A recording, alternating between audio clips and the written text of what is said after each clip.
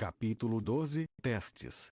Roland ficou de pé junto ao forno de calcinação no quintal, esperando que o primeiro lote de cimento ficasse pronto. A casa de tijolos que ele tinha projetado para a produção de cimento tinha 15 metros de comprimento e 4 metros de largura. Foram construídas portas tanto na frente quanto atrás. A porta da frente era tão espaçosa quanto possível, pois dessa forma, as pessoas poderiam facilmente transportar materiais para dentro da casa. Já a porta de trás possuía apenas a largura suficiente para uma pessoa passar. Seria por ali que Ana passaria secretamente e entraria na sala de testes. Além disso, ele também construiu um muro em torno da casa. O muro estava fortemente protegido pelos seus cavaleiros, pois somente eles dariam a permissão para levar e trazer qualquer coisa para a casa de tijolos. A lealdade desses cavaleiros era inquestionável. O processo de produção do cimento era muito simples. Primeiro o calcário seria moído até virar pó, depois seria misturado com argila, pó de ferro, e então seria calcinado com um método tanto seco quanto úmido. Poderia então ser usado após a moagem juntamente com gesso. As matérias-primas eram muito comuns, apenas o ferro poderia ser difícil de obter e garantir uma grande quantidade o tempo todo. O ponto nevrálgico seria atingir a temperatura correta para calcinação. Roland não se lembrava da temperatura específica necessária para produzir cimento. Mesmo que se lembrasse disso, não tinha a menor possibilidade de medir ou controlar a temperatura. Tanto um termômetro infravermelho quanto um termopar de medição de temperatura, ambas as ferramentas não estavam disponíveis. Isso tornou o projeto de produção de cimento muito mais complexo. Ele só sabia que a temperatura era quase uma semelhante ao ponto de fusão do ferro, e que o processo de calcinação também era uma dificuldade na produção de cimento. Na era da tecnologia de fundição menos avançada, manter a temperatura do forno tinha sido um problema comum. A perda de calor de um forno comum aberto era muito grande. Era difícil manter uma temperatura de 1200 graus, por exemplo. E não bastasse isso, ele também precisaria de um forno de resistência a alta temperatura e também teria que descobrir como fazer tijolos refratários. Um forno para fundição de ferro tradicional era aquecido até o seu ponto de fusão. A temperatura pode até ser a padrão, mas a câmara estreita era muito pequena para dar lugar à calcinação de cimento. Roland tinha medo de que o tempo disponível que ele possuía antes da chegada dos meses dos demônios poderia não ser suficiente. Portanto, o projeto de Roland para o forno não tinha qualquer aspecto relativo ao aquecimento, ele contou puramente nas capacidades de Ana. Os pedaços quebrados de calcário e argila seriam todas misturadas com água em uma pasta e que seriam, então, uniformemente espalhadas dentro do forno. Os cavaleiros trancariam a porta e se afastariam. Depois Ana entraria pela porta dos fundos, usaria seu fogo para cozer a lama de barro até fundir-se com o pó de ferro. Roland estava um pouco inquieto. Esse foi seu primeiro passo para modernizar Vila Fronteiriça. Se ele não conseguisse produzir cimento, construir uma muralha em 3 meses seria apenas conversa fiada. Sem a muralha, as pessoas não estariam dispostas a ficar neste lugar. Seja na vida real ou nas histórias de ficção, para o progresso é necessário, primeiro, construir uma base sólida. Vossa Alteza, este tipo de produto pode realmente segurar as pedras juntas? Carter perguntou, de pé ao lado do quarto príncipe. Embora o príncipe tivesse dito que eram os últimos resultados da pesquisa dos alquimistas de Castelo Cinza, ele ainda estava cético. Afinal, essas pessoas realmente não tinham feito quaisquer produtos úteis até agora. Quem sabe? De qualquer forma, foi o que eles disseram que faria. Roland estendeu as mãos em resignação. O mundo da alquimia e da astrologia eram conhecidos como as artes sábias. No continente, essas profissões eram todas muito populares. Em geral, a família real desenvolveria seus próprios alquimistas e astrólogos, destinados a refinar produtos e prever o destino. Para as pessoas comuns, esses estudos eram muito sofisticados. À luz disto, Roland diria naturalmente que a fórmula para fazer cimento era advinda dos alquimistas da capital. Quanto ao fato de o comandante acreditar nele ou não, isso não tinha a menor importância. Através da janela, eles podiam ver a chama parar gradualmente de queimar. Parecia que a calcinação estava completa. Quando Roland se levantou e foi dar uma olhada, Carter tinha se afastado para os jardins, então ele estava esperando sozinho na frente da porta de trás da casa de pedra. A porta se abriu e Ana saiu. A primeira coisa que Roland fez foi colocar uma túnica para cobrir seu corpo, depois trouxe um copo d'água para ela. Você está bem? O rosto da bruxa estava cheio de pó.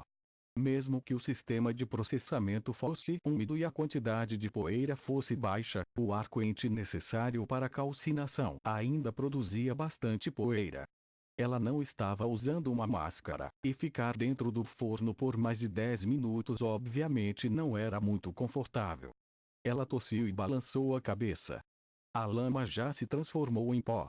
Roland esperou até que a temperatura no forno esfriasse o suficiente e, embora ele precisasse enrolar uma toalha molhada em torno de sua cabeça, ele ainda agarrou a pá e entrou pela porta dos fundos. Ele foi cercado instantaneamente pelo ar quente e por algum tempo ele sentiu que era difícil até mesmo respirar. A pele em suas mãos queimou imediatamente. Felizmente, tomar uma pá de pó não demorou muito tempo, caso contrário, se ele ficasse por alguns minutos a mais nesse ambiente ele iria cair em choque, devido à alta temperatura. É isso que você queria? Ana perguntou, que agora usava seu traje de bruxa. Parece muito com isso. Roland espalhou o pó no chão, usando seu dedo para sentir a temperatura, mas para saber com certeza se é ou não, precisaremos testá-lo primeiro. Qual a utilidade disso? É para a construção de casas ou a reparação de pontes e estradas. Ele pode ser usado em muitos outros lugares também. Se der realmente certo, o povo não precisará mais ter medo do vento, ou temer que suas casas possam ser destruídas pelo frio, chuva ou neve.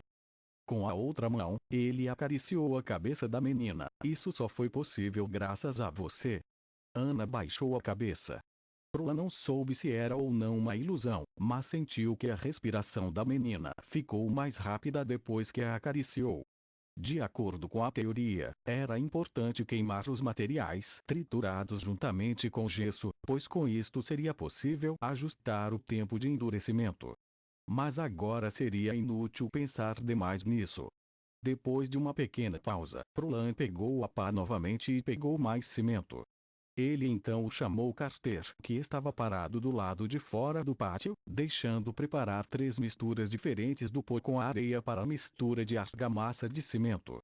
O comandante não se importava de forma alguma com este trabalho manual, pois para ele, fazer este tipo de trabalho era muitas vezes melhor do que as vezes que ele tinha que tomar as dores de Sua Alteza em suas diversas brigas. Essas brigas eram frequentes com outros jovens senhores, sempre que o príncipe estava passeando com jovens senhoras, prostitutas, em Castelo Cinza. O pó de ferro não foi misturado na argamassa porque já fora misturado antes. A cor e o brilho da argamassa pronta eram mais claros do que o normal, parecendo ser um cinza claro. Roland espalhou a argamassa sobre um tijolo e então colocou outro tijolo por cima. O processo de solidificação do cimento demoraria cerca de 4 horas, mas tendo em conta a instabilidade causada pela produção do cimento, ele pretendia simplesmente esperar até o dia de amanhã antes de ver os resultados. Na manhã do dia seguinte, Roland, Carter e Ana correram apressadamente para a sala de testes. Quando abriram a porta, viram que o cimento tinha a aparência sólida e os 2 tijolos estavam firmemente unidos. A solidificação pareceu um pouco desigual, e em alguns lugares já era possível observar uma fina camada de gelo.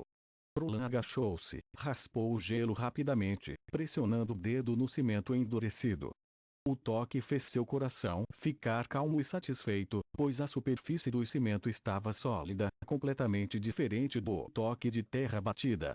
Ele até mesmo usou a unha para raspar o cimento e não encontrou nem vestígios de cimento em sua unha nem as marcas da unha no cimento. Carter repetiu a ação do quarto príncipe, tentando mover um dos tijolos, mas também não conseguiu. Ele até chutou com força até quebrar a liga entre o cimento e a terra, mas os dois pedaços de tijolos ainda estavam firmemente unidos. Por um, ele brandiu o punho de sua espada e acertou um golpe nos tijolos, mas só um pequeno pedaço de um canto se quebrou. Este é o efeito do cimento. Carter imediatamente percebeu seu propósito. Que incrível! Ontem ele poderia ruir como uma vela derretida e apenas uma noite depois, é como uma pedra. Com este tipo de material, a construção da muralha da vila será muito mais rápida.